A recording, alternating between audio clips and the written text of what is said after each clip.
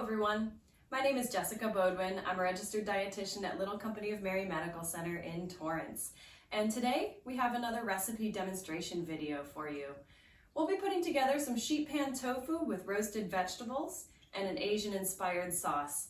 It's high in protein, it's plant-based, it's rich in phytochemicals and fiber, and more than that, it's really easy to clean up from. I'm excited to share this recipe with you all today.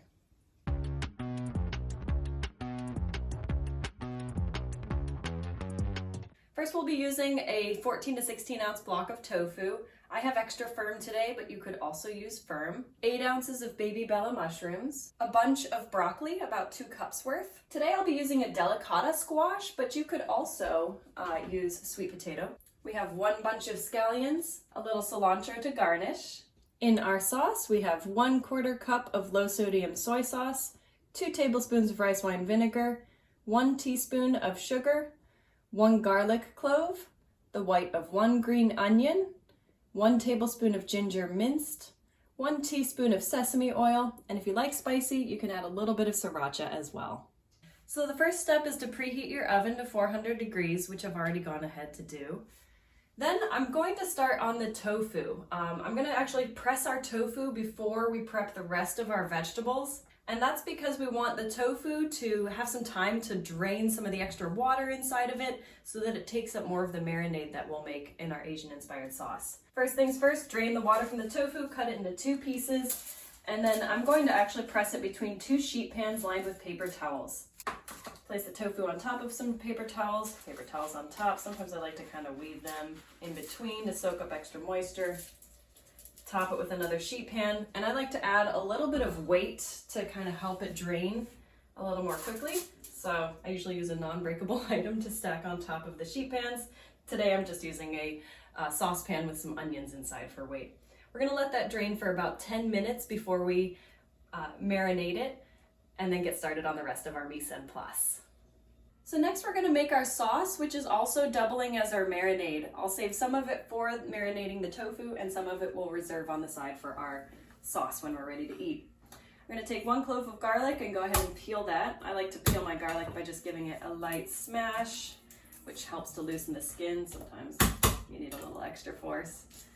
Loosen the skin and peel that garlic. We're going to mince that up to make about 1 tablespoon, so a large to medium-sized clove is adequate. We'll also chop up the white of 1 onion, and then I also wanted to use a little bit of ginger. The soy ginger marinade is really good. If you're not used to working with ginger, one of my favorite tricks at home is to peel it with a spoon. You lose a lot less product when you peel ginger with a spoon. As you can see, the skin just comes off super easily. We only need about a tablespoon's worth, so I'm just going to cut off about an inch knob of ginger and mince that finely for our sauce. For mincing, just a little demonstration on my knife skills. I usually like to run through my knife at least once through the garlic, kind of in a rocking motion.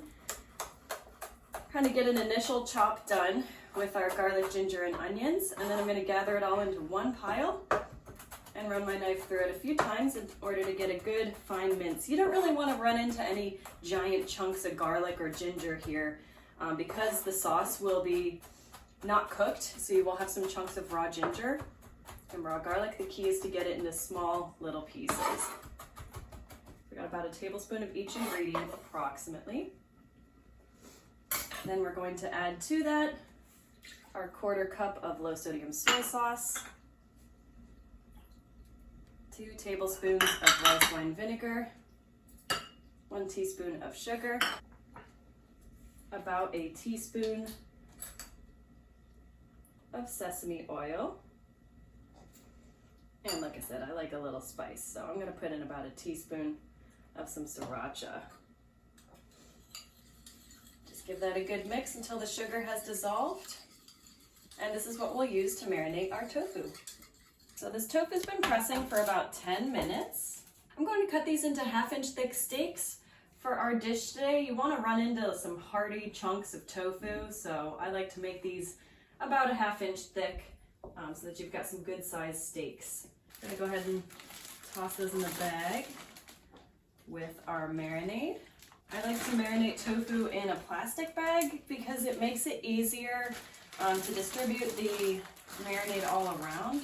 Give it a shake every few minutes or so as you're prepping your ingredients, just to kind of keep distributing it evenly throughout, and allow it to marinate for about at least 10 to 15 minutes or so. So now that our tofu is marinating, we're gonna go ahead and get started prepping our ingredients.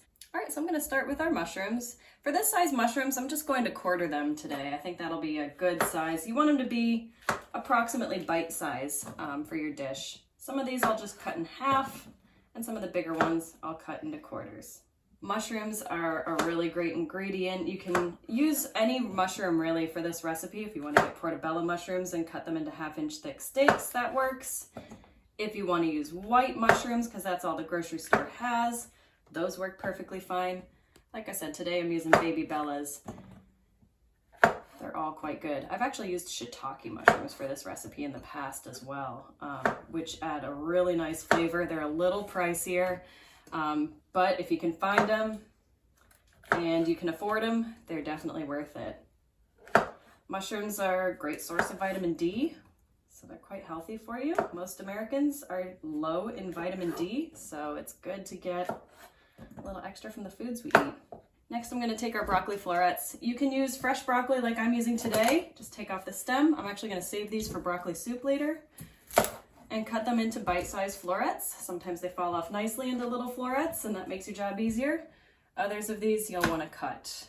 Tossing these all into the same bowl because they'll end up in the same sheet pan, all tossed with a little bit of oil, salt, and pepper before they go roasting. Next, we've got our green onions. I'm actually gonna leave these in large chunks today. So I'm gonna line up my entire bunch just to save myself a few knife strokes. Take off all the tips with the roots attached and cut them about into 2-inch long chunks. I'm actually gonna save the greens on the side as a garnish. And I'm mostly using the light greens and the whites from the green onions. Lastly, we'll be working with our delicata squash. We're filming right now in fall, so delicata squash is in season and available. A lot of people use this for decorating, but I love to eat it. It's got a nice tender flesh, so you can actually consume the edible peel for some added fiber. A little tricky to get through at first. Be very careful with your knife as you're cutting this squash in half. So as with other squashes, delicata squash has some seeds in the middle, which you can eat, just like pumpkin seeds. So I'm gonna go ahead and scrape those out. If you wanted to roast the seeds up, what you would do is rinse these under water, pick off some of that extra flesh to separate the seeds from the rest of it, and roast them at 300 degrees for 15 minutes.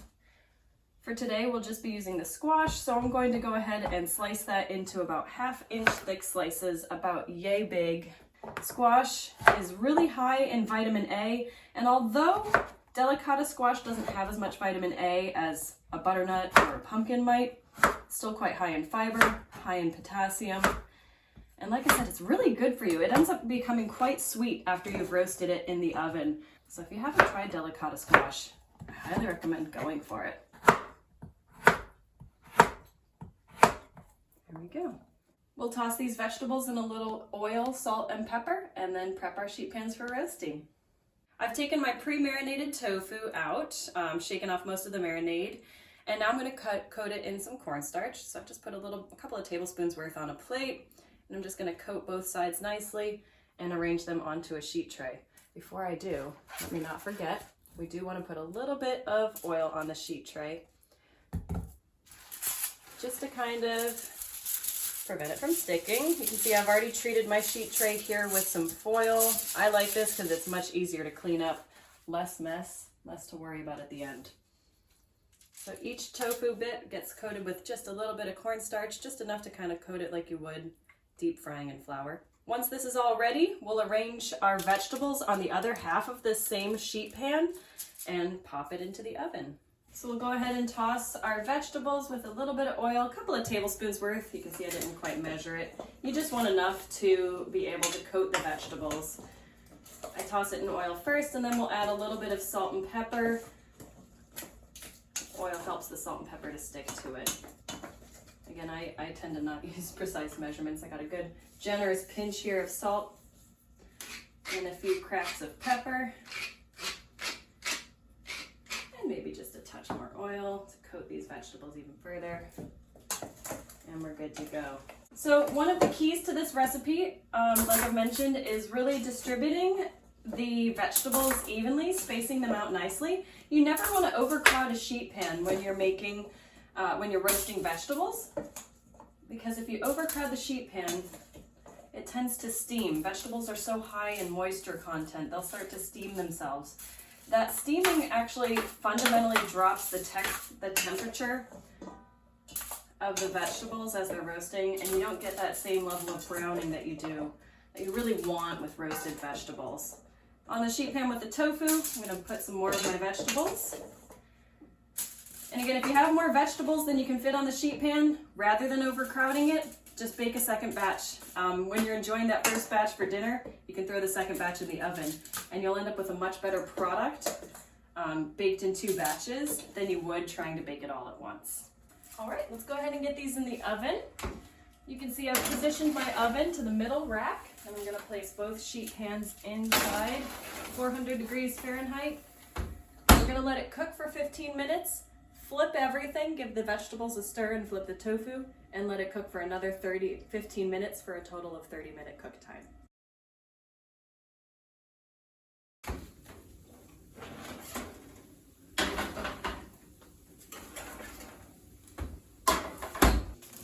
We're just going to go ahead and turn our vegetables, give them a little flip, and then we're also going to flip each piece of tofu.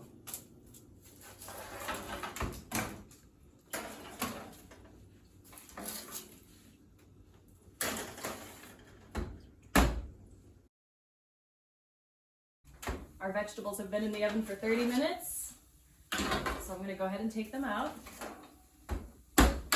You always want to use your senses in addition to a timer to make sure they're good and ready to go. These vegetables are looking nice and golden brown, and they've got some caramelization color on our tofu, so I think we're good to go. We're going to go ahead and plate these, sauce them, and garnish them, and then we'll have a bite. Okay, so now that I've plated my tofu and vegetables, I've got about 4 to 6 ounces of tofu here as a good serving size, and about a cup of vegetables. We're going to sauce it with some of our leftover tofu marinade on both the tofu and on the vegetables. And scatter a little of our sliced green onions and cilantro leaves.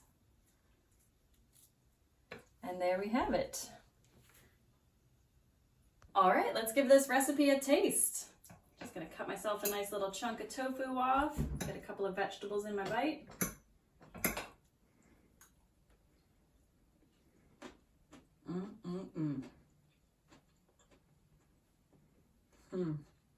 What I really like about this recipe is the flavorful sauce, and then also the crispiness that the tofu achieves with a little bit of cornstarch. Thanks for joining us for another recipe demonstration video. I'm looking forward to hearing what variations you guys make on the recipe at home and seeing some of your finished product. We'll see you next time.